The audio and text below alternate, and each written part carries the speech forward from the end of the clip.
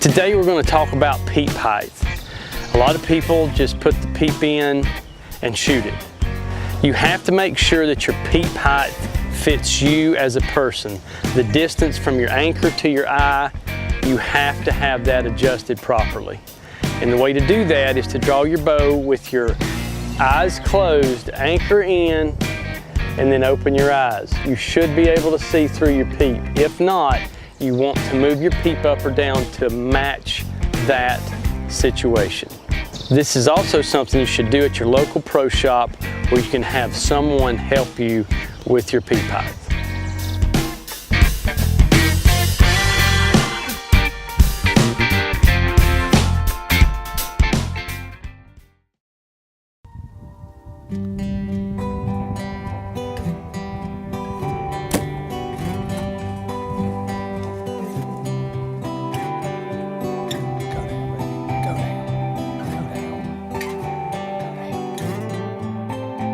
So one of the highest things that I hold as far as the whitetail itself is the mature whitetail, and to put another guy in the tree with you and try to get it filmed. It's one of the hardest things that I think that can absolutely be done as far as in the field with a whitetail.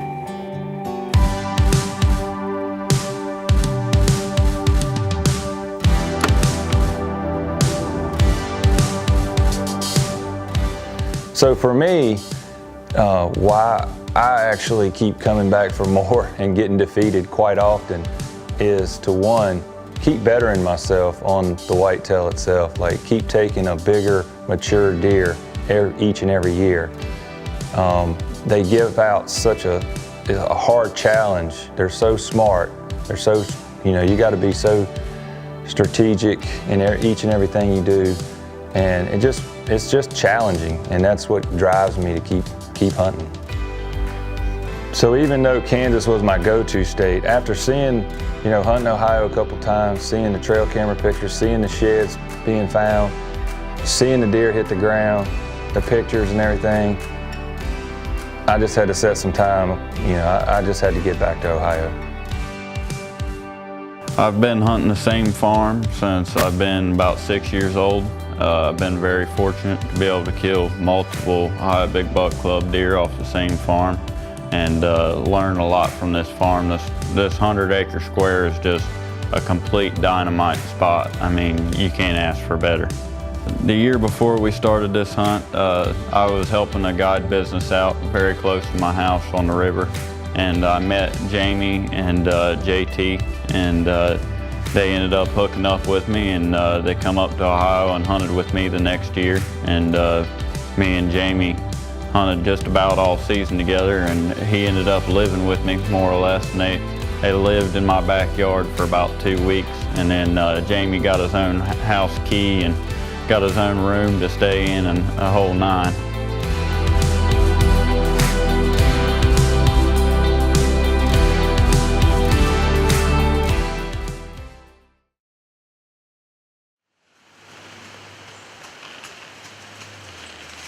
Southern Ohio, it's day 3. Temperature is dropping. It's like 30 degrees this morning, and the wind is picked up big time, but so is the action. That buck just came through, chased that doe, probably did about 3 laps around our tree and then went back that way. We just need a little bit bigger, mature buck to come through in that same scenario, and it'd be game on. But we're having a blast. Hopefully we can get it done here. So it's October 30th, we get in the stand, and we're already seeing activity. Young bucks starting to chase, bump some does, and we know it's not gonna be long before the big ones get on their feet.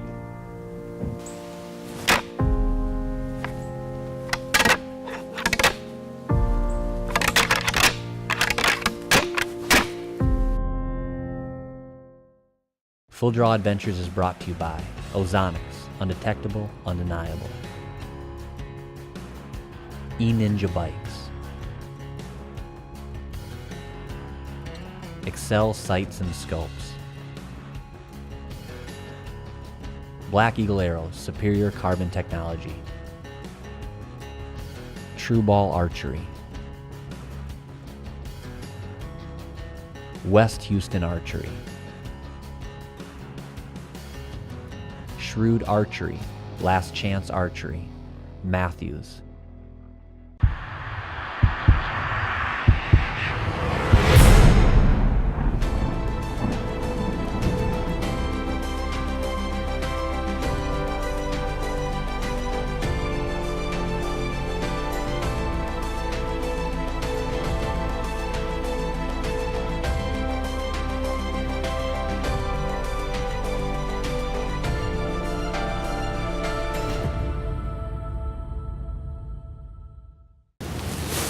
It's October 31st here in Southern Ohio.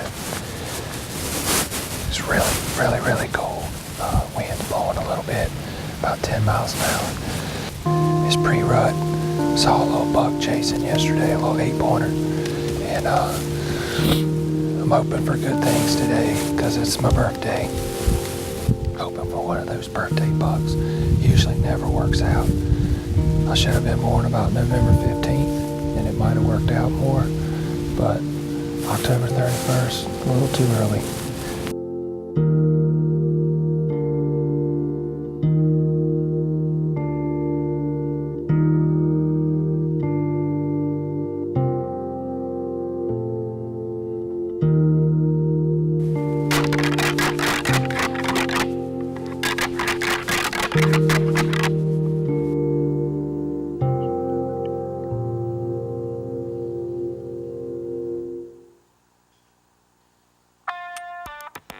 So it was November 1st, and all of a sudden, just like Tucker said, this property just caught on fire.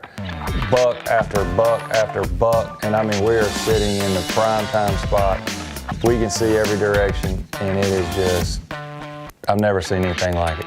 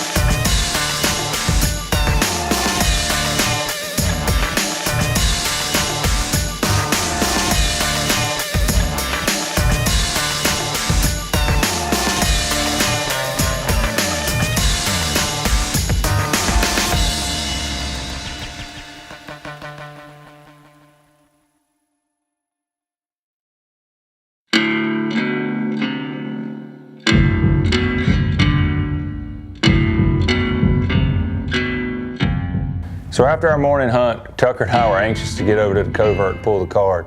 We saw Crabby was hitting that tree consistently. We knew it was only a matter of time before he showed up in front of us with a doe. And sure enough, a couple days later, here he comes.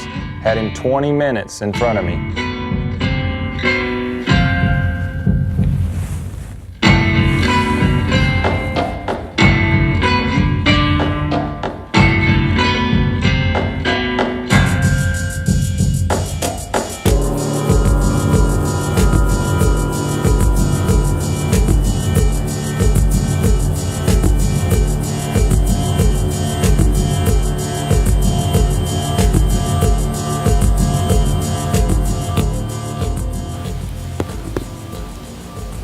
November 10th, and it is cold this morning. It's in the mid-20s. But we just had some action. It's heating up. We just had a deer we call Crabby come in, tending a doe. There was another small buck, kind of staying back a little bit. And I thought it was going to happen. Had her at 51 yards. At one time I had him at 51 yards. It's just a little too far a shot to take on a mature buck like that. He deserves better. But this buck comes down this hill over here off the knoll. Comes flying off the knoll. She takes off, runs down the hill, and there he goes with her. But we've seen them go through the trees a little bit here and there. They're still in the area, so it's going to be a long day. We're going to sit here till the sun goes down, because he's back in our area. The neighbor saw him cross the road about a mile away 3 nights ago. So that kind of like busted our bubble, but he's here, and so are we.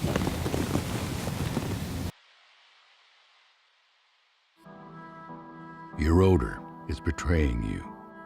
It's ruining your hunt, pressuring your property, and killing your opportunities. This year, let nothing stand between you and your best season ever. Deploy a steady stream of odor-destroying molecules every second of every hour of every hunt with Ozonics. Available only at OzonicsHunting.com.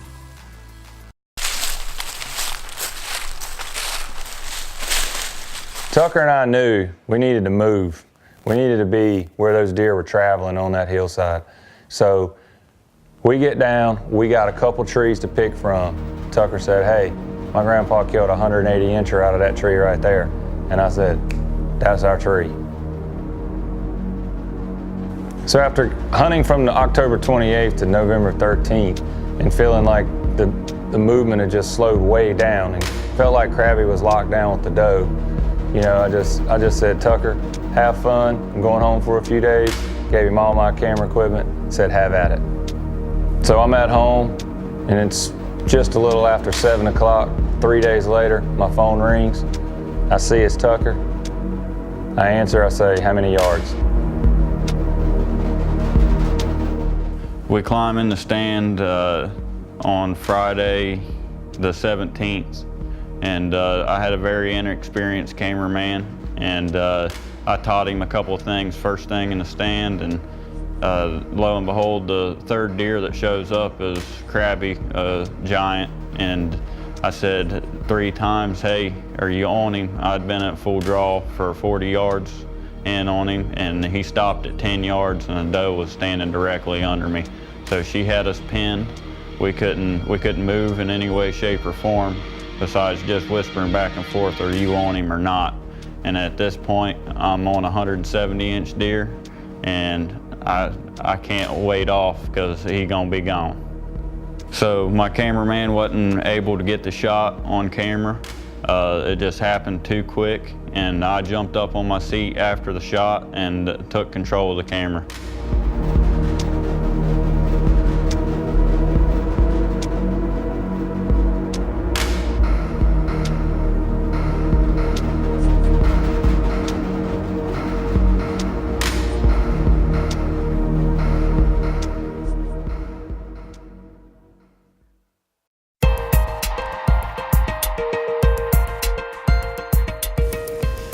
Man, we hunted this deer all year. Didn't think he was this big, but man, he turned out a little bit bigger than what we thought. No ground shrinkage here. We hung a stand in the same tree my grandpa shot a 178 incher 25 years ago out of the same place. So here's the result of a history making right here. I've shot 3 big ones off of this property, and this is the 4th. So here's another Ohio giant to close the season out with. Tickled pink. We didn't think he was this big, but he's big. So with Crabby gone out of the picture, it's still Ohio. There's so many more deer. So November 20th, I jumped back in the truck, headed back north, back to Ohio.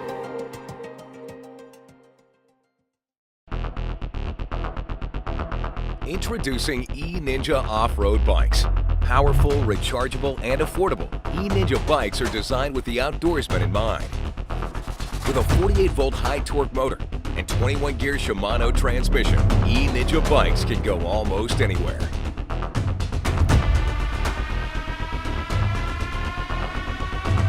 Be the ninja with E-Ninja bikes.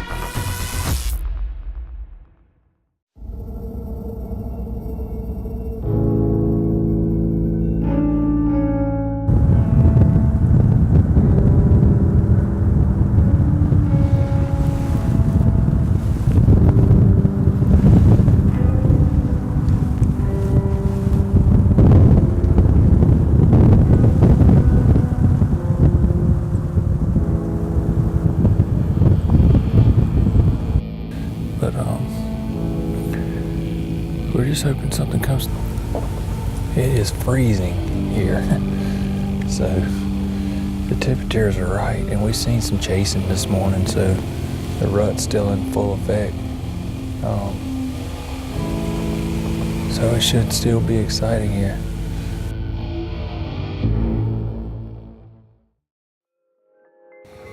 So over the next course of the next few months, we had to overcome quite a few things. One was the weather. I mean, it was raining just about every day. And to protect your camera equipment, it was just tough. It was raining hard. And then the snow moved in, and the -6-degree temperatures and the wind blowing 25 miles an hour. And it was brutal. And it was wearing on me, not only the length of the amount of time that we were hunting, but just everything. It was just all piling up.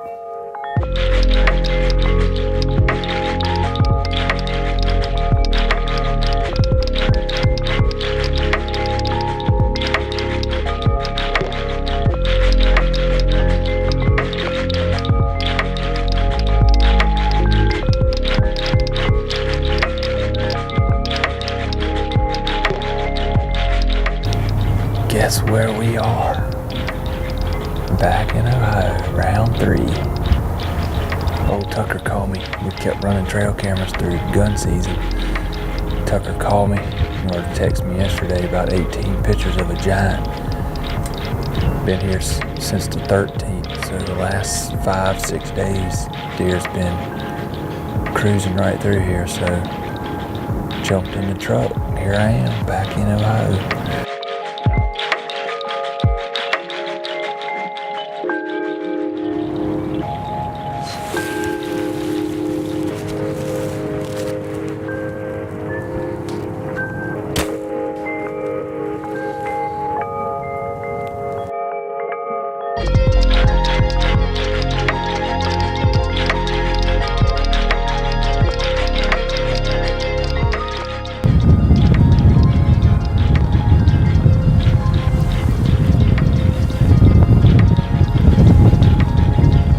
We're just hoping something comes through. I'm trying to stay positive. It's just been, I think it's probably close to 40 days here in Ohio.